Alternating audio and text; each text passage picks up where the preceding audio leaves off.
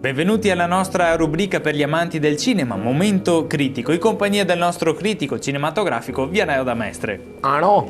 Oggi vogliamo darvi trama e critica di un grande classico del 1992, film con Daniel Day-Lewis, L'ultimo dei Mohicani. Trama.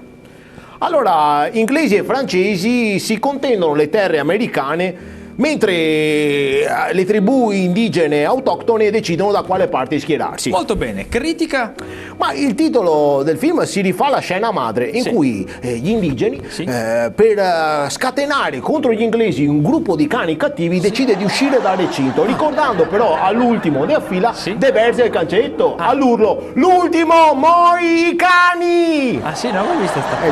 Sì, una scena proprio madre. Interessante, interessante. Alla prossima puntata di Momento Critico. Tanto critico.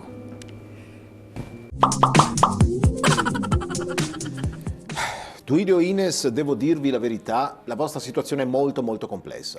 Grazie dottore. Con tutti i Sky che le abbiamo dato per fare queste terapie, sono contento sì per arrivato a conclusione iniziale. Vede, il problema di fondo è che sembra quasi che più che attrarvi voi amiate proprio respingervi e non capisco perché. Non lo so neanche io, dottore, mi domando sempre anch'io come che è possibile che una volta appena amorosi erimo sempre attaccati, sempre uniti, vedessi che coppia che eravamo.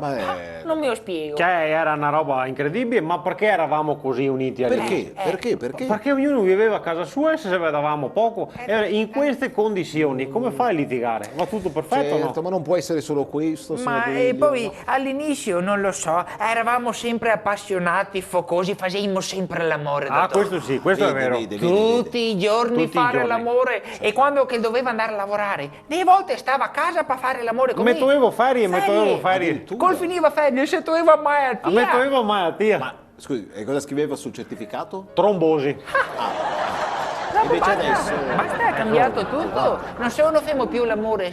L'amore è solo un lontano ricordo. Delle volte, anzi, a me veniva da copparlo, dottore. No, ma non è la soluzione giusta, per carità. No, non è la soluzione giusta. Conta che. Mi ero informato per copparlo come fare. Sì, che ho già contattato Tosati che mi faceva il lavoretto sporco. Sì, l'ho trovato su internet. Sì, per me non sta tanto buono a cincionare. Mi ha domandato, ora ho avuto una dare una mano a tua moglie che ti chiede un piacere. Ora sono su internet e ho trovato sti doc che faceva questo lavoretto. Io ora che ho telefonato, sento così chi mi gasparà. Di chi mi gasparà. E voi è 50.000 euro. 50.000 euro per coppare Duilio. E ho detto no. Avevo capito chi si chiama Sicari. Ma Sicari, ostrega! Ho visto su internet.